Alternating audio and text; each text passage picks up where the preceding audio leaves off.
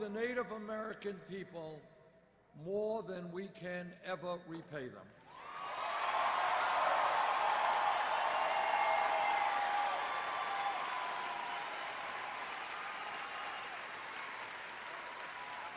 They have given us the most important and beautiful parts of our culture.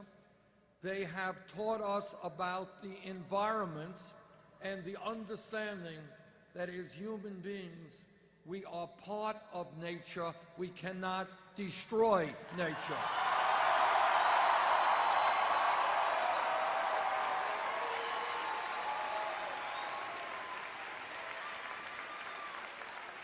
And yet today, in Native American communities and on reservations, unemployment rates sky high, poverty much too high, schools inadequate, suicide rates terrible. If elected president, we will fundamentally change our relationship to the Native American people.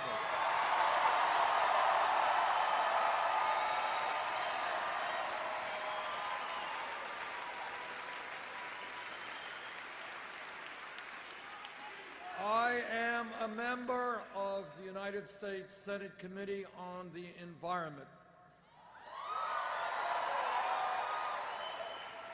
And let me tell you what Republican governors and senators and members of the House do not have the guts to acknowledge.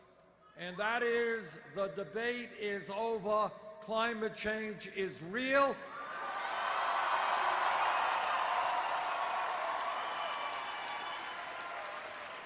It is caused by human activity,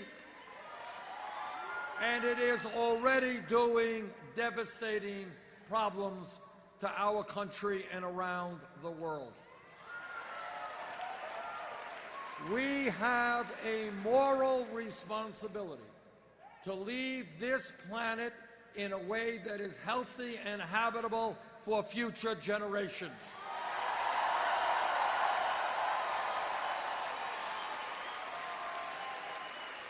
And together, we are going to take on the fossil fuel industry. We are going to tell them that their short-term profits are not more important than the future of our planet.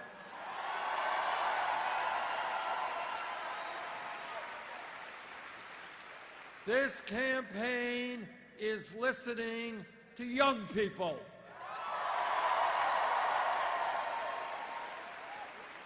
And young people are asking me, they're saying, Bernie, how does it happen that everybody, our parents, our teachers, everybody told us to get the best education that we can? Everybody told us that we live in a competitive global economy. We need the best educated workforce in the world. And yet, when we did the right thing, when we got that education, we ended up $30,000, $50,000, $100,000 in debt. Here is another simple truth, and this campaign is about telling the truth. 50 years ago, you had a high school degree. You could go out in this economy and probably get yourself a damn good job at decent pay. 50 years ago. The world has changed, the economy has changed, technology has changed. Today, in many respects, a college degree is the equivalent of what a high school degree was 50 years ago. And that is why, when we look at public education today, it is not good enough to just have free schools, free public schools from first grade to 12th grade. In the year 2016, we need to make public colleges and universities tuition free.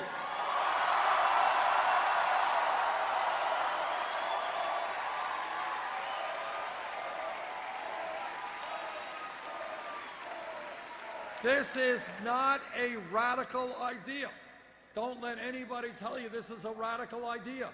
This exists in Germany, it exists in other European countries, in Scandinavia, and you know what? 50 years ago, it existed in the United States of America, where our great universities and colleges were virtually tuition-free. If we could do this 50 years ago, we could do it today.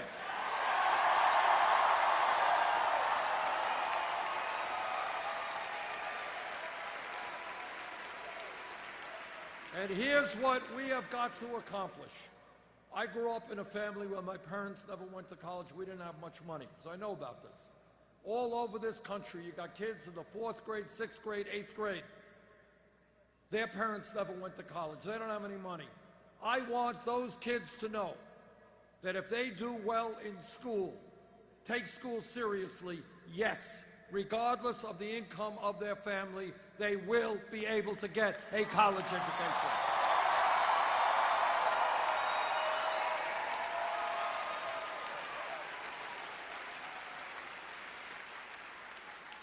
And in addition, we have got to significantly lower student debt in this country.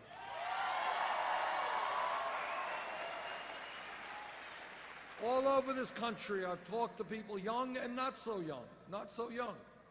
Talked to a woman in New Hampshire, she's paying off her own student debt and her daughter's student debt. Talked to a guy in Nevada, he's been paying off his student debt for 25 years. He's more in debt today than he was when he took it out. What we have got to do is allow people who have student debt to refinance that debt at the lowest interest rates they can find.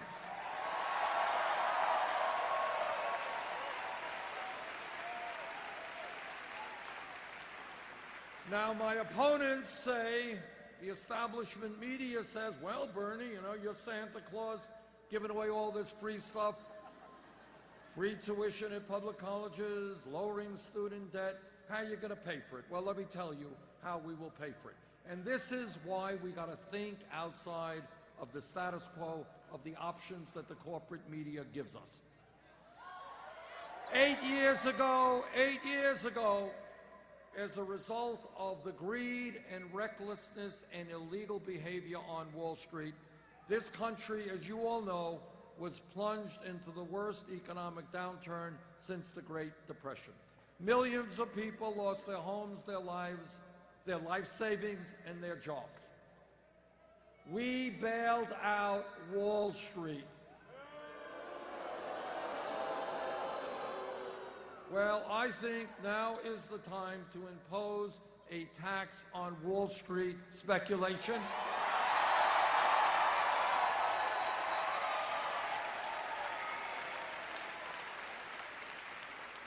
If the middle class could bail out Wall Street, it's Wall Street's time to help the working families of this country.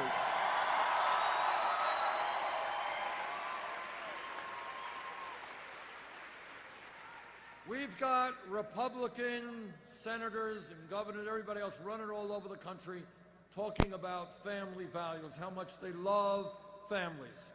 I want everybody here to be clear about what Republicans mean when they talk about family values, and what that is that no woman in this vast room, in this state, in this country, should have the right to control her own body.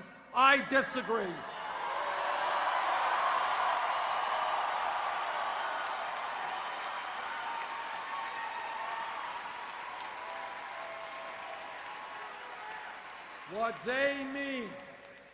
What they mean is that our gay brothers and sisters should not have the right to be married.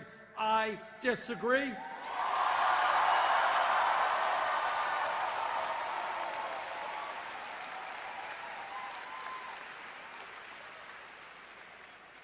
That is their family values. Jane and I have been married 27 years. Actually, my anniversary is coming up soon. Thank you for reminding me. Pretty soon. All right. See, I give this speech and I'll remember maybe my anniversary date. And we have 4 great kids and 7 beautiful grandchildren.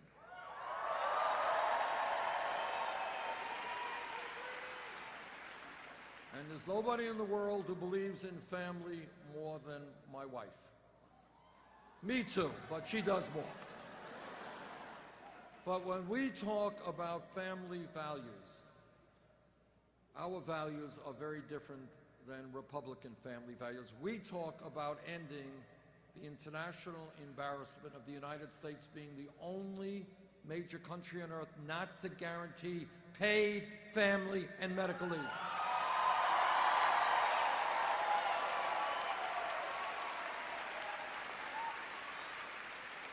I want to talk about family values. Today in Wisconsin, today in Vermont, women are giving birth. Big day for the family, big day for the baby. But here is the reality. If that woman in Vermont or that woman in Wisconsin does not have a lot of money, she will, in a few weeks' time, be forced to separate herself from that newborn baby, go back to work in order to earn enough income to take care of her family. That is not a family value. That's the opposite of a family value, and that is why we will pass legislation in Congress guaranteeing 3 months paid family and medical leave.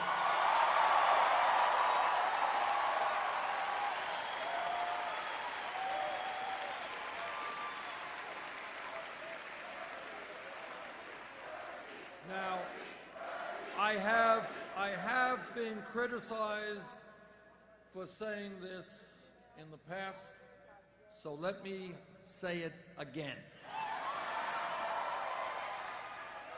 In my view, health care is a right, not a privilege.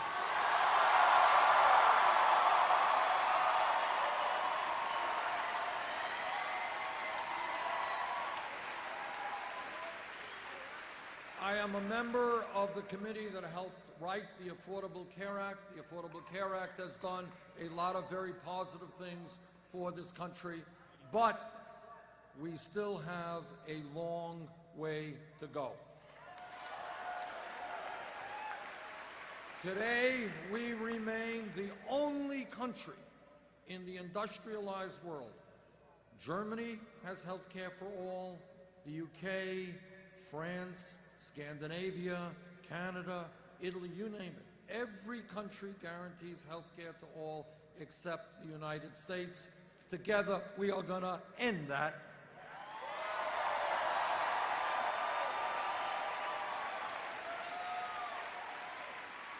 In America today, 29 million Americans have no health insurance.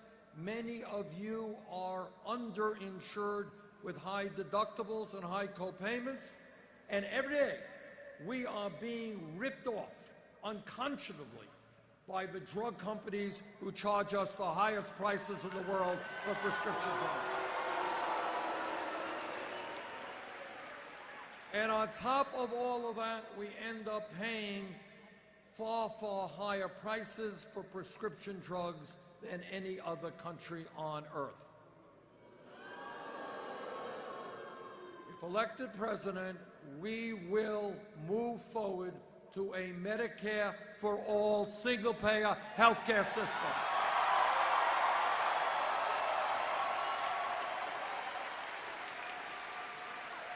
And when we do that, we guarantee comprehensive health care to all, and we save middle-class families thousands of dollars a year on their health care bills.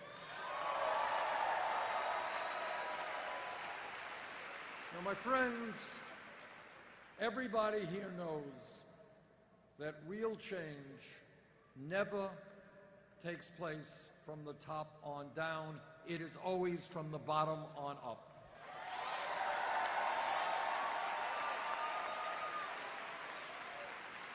That is the lesson of American history. It is the lesson of world history.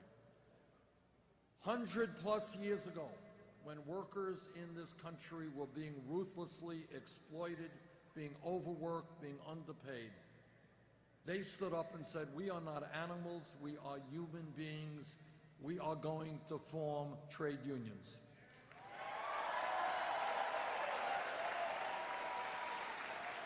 And we owe our brothers and sisters in the trade union movement, we owe them a whole lot for helping to create a 40-hour work week and helping to create the middle class of this country.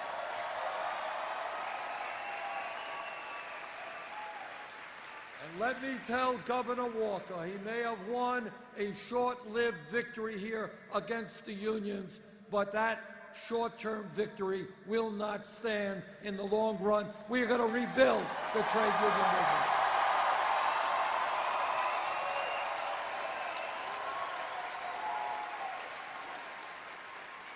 The history of the civil rights movement is about over centuries. African Americans and their allies coming together to say that in this country, racism and segregation and bigotry will not stand. We are going to change that dynamic in American society.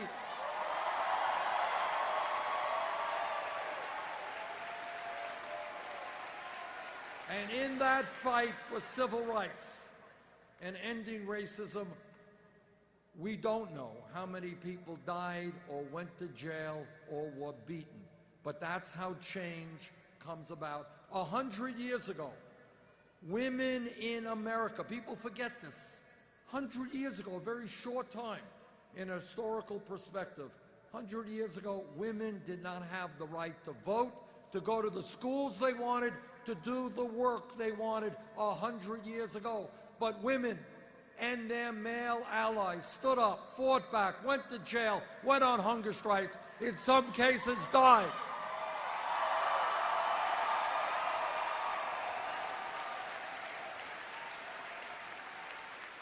To say that in America, women will not be second-class citizens, we will take on sexism.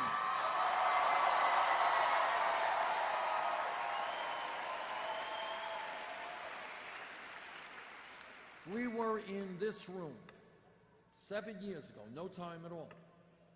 Somebody jumps up and says, you know, Bernie, I think that by the year 2015, gay marriage will be legal in 50 states in this country. The person next to him would have said, what are you smoking? You are nuts. And the young people of this country are leading the effort in demanding that we transform our energy system and combat climate change.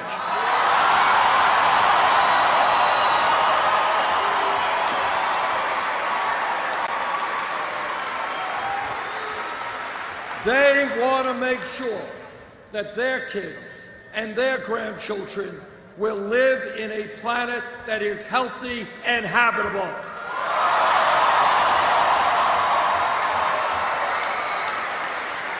And they are showing every day that they have the guts to take on the fossil fuel industry, who are more concerned about short-term profits than the future of this planet.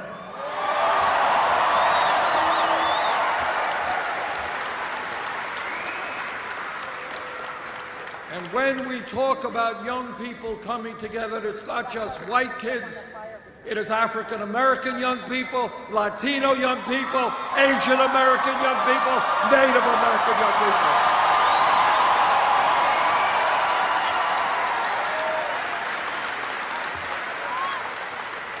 This is what momentum is. When we began this campaign, we were at 3 or 4% in the polls, 60 points behind Secretary Clinton. The other day, the latest poll that I have seen has us 1 point up.